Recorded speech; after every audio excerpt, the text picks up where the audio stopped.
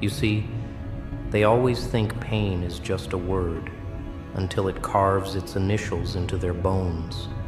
They think suffering is just a metaphor, until it drags them into the abyss and forces them to breathe in the filth of their own cruelty. Oh, but they wanted to taste your agony, didn't they?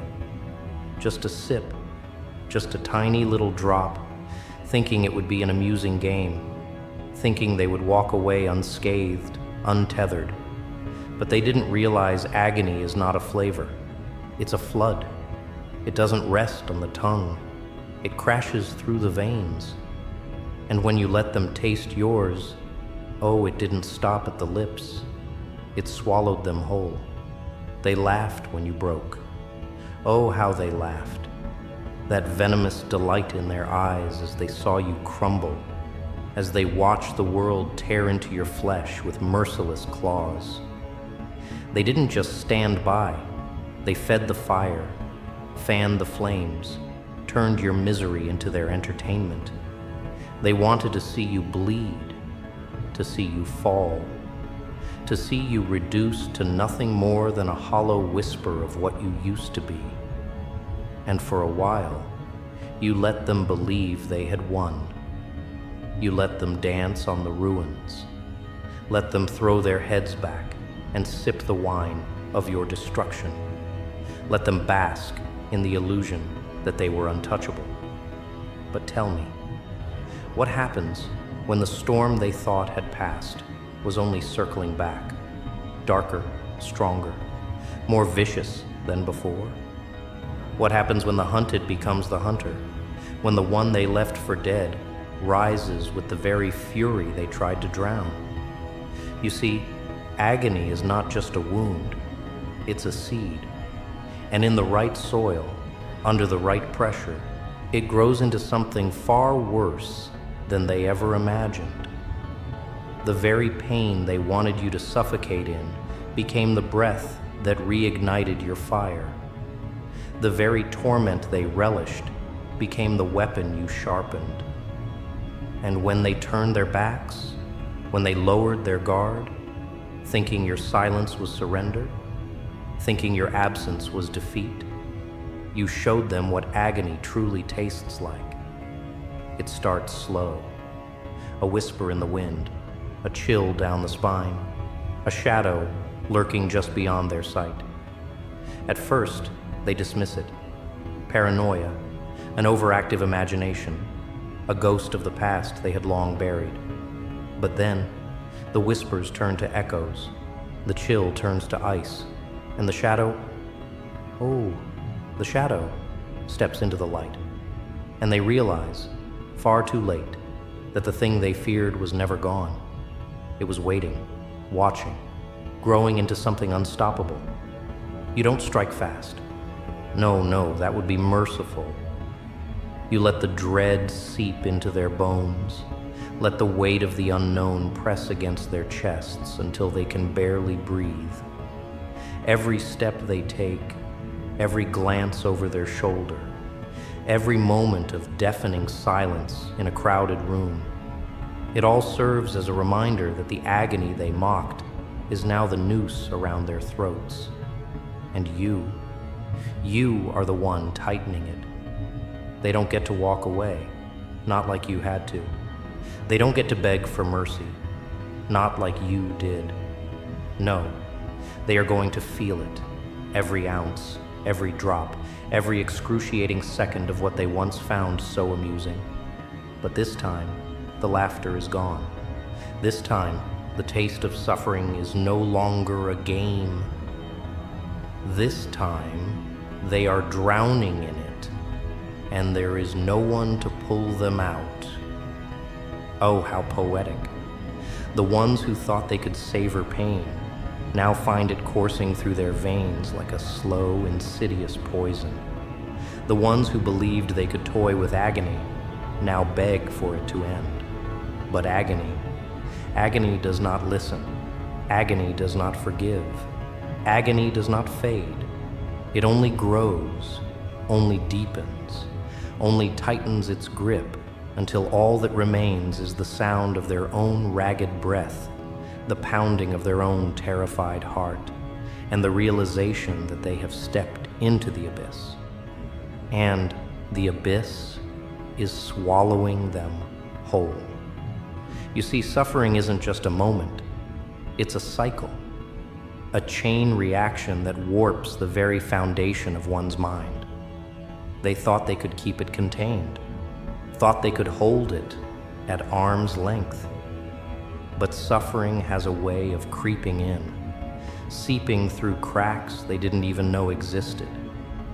It twists their thoughts, turns whispers into screams, and before they know it, they're gasping for air in a room full of people, feeling the weight of an unseen force pressing down on them. Oh, how quickly the tables turn when the prey learns to bite back. There's no escape now, no sanctuary, no shelter. They try to run, but every road leads them back to the same nightmare. Every reflection in every mirror mocks them. Every shadow stretches its claws toward them. They can't sleep. They can't think. They can't breathe without feeling the suffocating presence of the agony they once fed on. It lives with them now, clings to them like a second skin. They wake up drenched in sweat, pulse hammering in their ears, unable to shake the gnawing feeling that they are not alone, that something watches, that something waits. You made them feel what they made you endure. Every ounce of fear, every sleepless night, every breath stolen by the grip of despair. And now, as their screams echo in the silence, as their bodies tremble under the weight of the horror they once dismissed, they finally understand. The price of tasting agony is drowning in it, and they are sinking deeper, deeper, with no end in sight. They claw at the surface, gasping, eyes wide with the revelation that suffering is not just an experience. It is a force, a living thing that feeds, devours, and never lets go. Their fingers scrape against walls that once felt solid, but now seem to crumble beneath their touch, leaving them with nothing but air and the void pressing in from all sides. They thought they could control pain, wield it like a weapon against the weak, but pain does not serve. It reigns. And now, as it coils around their throats, tightening, constricting, they finally understand what it means to be truly powerless. Every heartbeat is a drum of terror in their chests. Every breath is laced with the bitterness of regret. They see shadows where there are none, hear whispers woven into the silence, and when they close their eyes, oh, that is when the true horror begins. Because the darkness no longer offers them an escape. It is a mirror, reflecting everything they have done, everything they have become, and everything they will never be again. The illusion of control has shattered, and in its place stands the inescapable truth. They are at the mercy of the very torment they once inflicted. Their steps are uneven now, hesitant, each movement carrying the weight of uncertainty. The world they once strutted through with arrogance has become a labyrinth of fear, each turn leading them deeper into the nightmare they crafted. The ones who once found delight in suffering now find no joy, no reprieve, no moment of peace. They are hounded by something they cannot touch, cannot name, cannot plead with. And the worst part? The absolute, undeniable horror? They know this is just the beginning. It seeps into their minds like a slow poison, corrupting every thought, twisting every memory. They see faces in the crowd, faces they recognize but cannot place, eyes watching, lips curled in the ghost of a smile. They reach out, desperate to grasp onto something real, something tangible, but every hand they find turns to dust in their grasp. The laughter that once filled their days has turned hollow. The warmth they took for granted has turned to ice. They are alone, surrounded yet abandoned, screaming yet unheard. Regret is a funny thing. It does not arrive with a grand announcement. It creeps in, soft and silent, until it is woven into every fiber of their being, until their lungs burn with it, their hearts ache with it, their very existence is tainted by it. But regret is useless now. Regret does not erase. Regret does not heal. It only lingers, only gnaws, only reminds them that they had their chance to walk away, to show mercy, to be better. But they chose cruelty, and now cruelty is all they have left. The world turns against them, not by force, but by consequence. Opportunities slip through their fingers like sand. Their once loyal allies become wary, their laughter edged with something cautious, something fearful. They can feel it in the way people hesitate before meeting their gaze, in the way conversations shift when they enter a room. They are no longer the hunters, they are the hunted. And the worst part? There is no enemy they can fight, no opponent they can strike down, because their enemy is agony itself, and agony is patient. They try to escape. Of course they do. They pack their bags, change their numbers, erase their tracks. But where does one run when the thing they fear is stitched into their soul? Where do they hide when the prison exists within their own minds? They move from city to city, seeking solace in unfamiliar streets. But the nightmares travel with them. The dread sits beside them on every train, waits for them in every hotel room, whispers to them in every moment of silence. They are never alone, and yet they have never been more isolated. And so, the weight of their own choices begins to break them down. They don't sleep. They barely eat. Their once proud reflections now show hollowed eyes, trembling hands, lips that part to speak but produce no sound. Their words fail them. Their excuses sound empty even to themselves. They were so sure, so certain, that pain was a tool, a game. But games end. This question mark, this is endless. They lose time. Hours blur into days, days into weeks, and yet nothing changes. The paranoia grips tighter. They flinch at sudden sounds, jump at the brush of fabric against their skin, find themselves looking over their shoulders even in locked rooms. They are trapped within their own existence, and there is no key to this cage. They thought agony was a moment, a fleeting thing to be inflicted and forgotten. But agony is forever. The ones who stood beside them, who laughed with them, who joined in their cruelty, they start to pull away. Slowly at first, subtly, but it's there. The absence, the distance, the unspoken understanding that whatever darkness has settled over them is contagious. The world that once felt small, conquerable, now stretches endlessly in every direction, and yet offers no escape. Their hands shake when they reach for their phones, only to find empty screens. Their voices falter when they call out, only to be met with silence. No one is coming to save them. No one is listening to their pleas. They took the suffering of others and turned it into fuel for their own amusement. And now, that fire consumes them. They try to remember what it felt like to be untouchable, to be powerful. But the memories slip through their grasp like water. They are drowning. And no matter how hard they struggle, no matter how desperate they are to break free, the tide does not relent. They are learning with each passing moment what it means to taste agony, not as a spectator, not as a mere observer, but as the victim, And oh, how cruel the taste is when there is no escape, no relief, no end in sight. And in the deafening silence of their self-inflicted torment, they finally understand.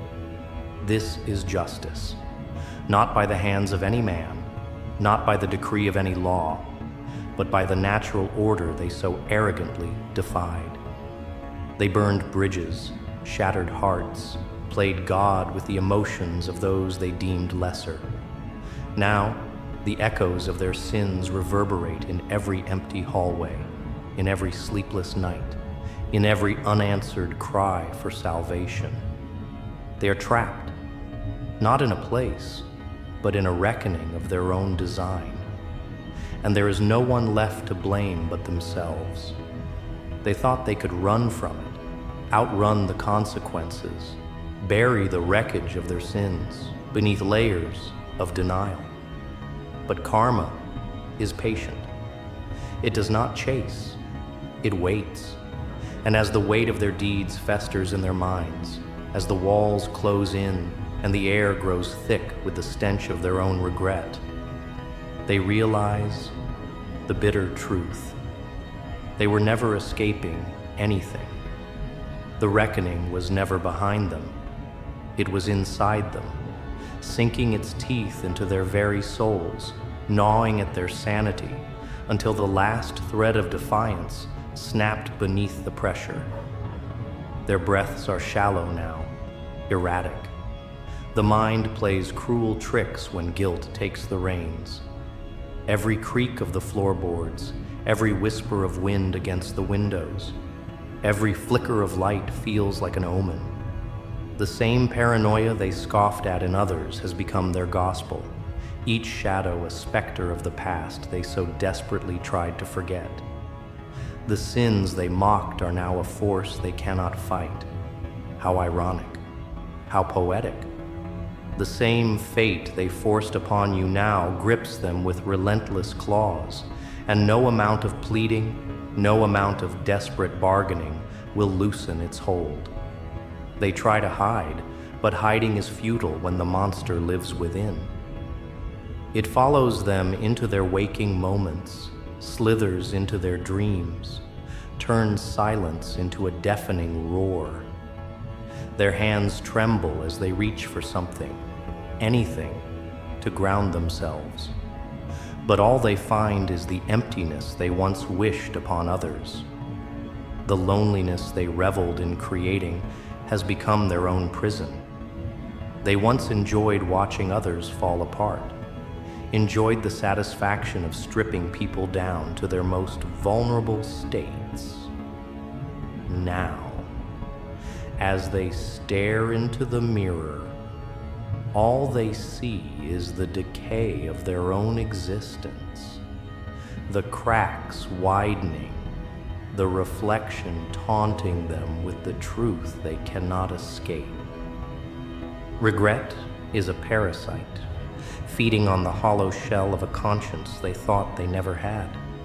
It grows, festers, spreads like rot through the marrow of their being. They see faces in the dark, hear voices in the quiet, feel unseen hands clawing at their skin. They wonder if they are losing their minds. The truth, they already have.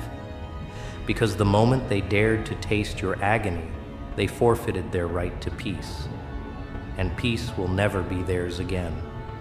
It's amusing, isn't it?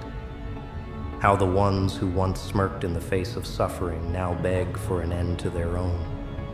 They believe themselves untouchable, above consequence, immune to the laws of cause and effect. But the universe has a way of balancing the scales, of making sure every debt is paid in full. And oh, how heavy the cost has become. They were so sure they could take what wasn't theirs, tear apart what they didn't build, wound without ever feeling the sting of their own blade. But fate is not kind, and the price of cruelty is always blood. Their laughter has turned to silence, their arrogance to whispers, their dominance to desperation. They thought power was in destruction, in control, in bending others to their will. But real power? Real power is in the patience of justice, in knowing that the storm does not need to rage loudly to be felt. It can be slow, methodical, a creeping tide that swallows its victims inch by inch until they no longer recognize the air they breathe. And that is their fate now. Not a swift fall, not a merciful end, but a slow, agonizing descent into the same abyss they once forced you to endure. They close their eyes, but there is no escape in the darkness. The memories replay like a cursed film, looping endlessly, each scene more unbearable than the last. The faces of those they hurt, the voices they silenced, the suffering they turned into a spectacle. It all returns with a vengeance. They see themselves now, not as gods, not as untouchable forces, but as the condemned. Their kingdom of arrogance has crumbled, their empire of deceit reduced to rubble, and all that remains is the wreckage of the lives they destroyed, including their own. Their suffering is not your revenge, it is their own creation, a consequence of the choices they made, the bridges they burned, the humanity they discarded like a broken toy. You were never the villain in this story. You were merely the mirror, reflecting back to them the monster they always were. And now, as they cower in the ruins of their own making, as the ghosts of their misdeeds whisper lullabies of regret into their ears, they finally understand. There is no redemption for them, no savior, no absolution, only the echoes of what once was, only the relentless, inescapable truth that they are drowning in their own agony, and no one is coming to save them.